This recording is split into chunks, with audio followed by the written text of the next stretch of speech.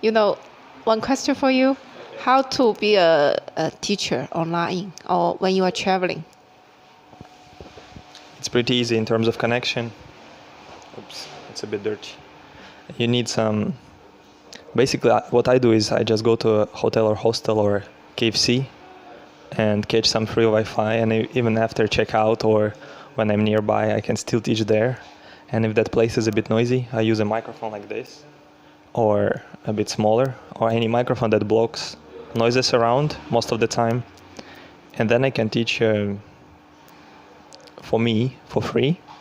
I don't pay for connection, and without noise for students, so kind of comfortable.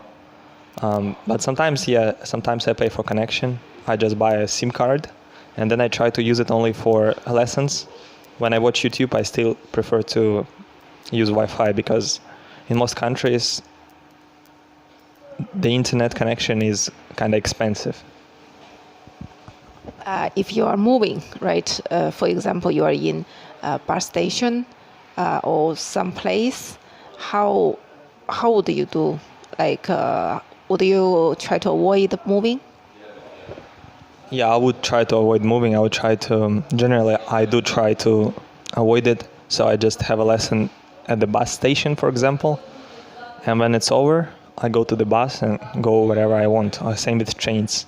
I try not to teach from buses and trains because it's too chaotic generally. And it's not always polite to speak loudly there. And I like to speak loudly when I teach because then I feel more energetic.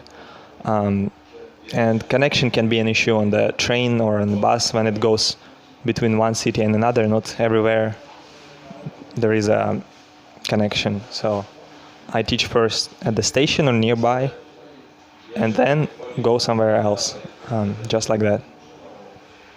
So what's the feeling to be an online teacher? I think if you teach online and travel, this experience, this job, this whatever you call it, can provide you with some stability in life. So you change a lot, you move from one place to another, it's a new culture, new food, new everything, new people. But your students and it's just your students, your schedule, stuff like this is pretty stable. So it gives you some stability that prevents you from going crazy, going mental. So I think it's good for my mental health to have something stable in life when everything else is changing. So I enjoy it, and for my students it's better. It's like if I go to some place for a long time, I don't need to tell them like, oh, maybe I will come back after 3 months, wait for me. Of course they won't. So I can keep in touch with people for longer in this way. So now I really prefer teaching online. I think I wouldn't go back to teaching in person unless I really have to. Sounds a good adventure for you. Yeah, pretty good adventure. Okay, good adventure. Thank you.